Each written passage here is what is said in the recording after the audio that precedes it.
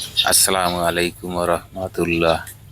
আমি দেখাচ্ছি নারায়ণগঞ্জ রূপগঞ্জ উপজেলার ভুলতা। এখানে গত রাত্রে অনেক বৃষ্টিপাত হয়েছে। বৃষ্টির কারণে রাস্তাঘাট অনেক খারাপ হয়েছে, জায়গায় জায়গায় পানি এবং পিছলে চলাফেরা খুবই কষ্ট। অবশ্যই দেখতেছেন আপনারা, আরো দেখতে থাকেন কি কি অবস্থা হয়েছে। এত বৃষ্টি হয়েছে রাত্রে, সেটা বলার বাইরে।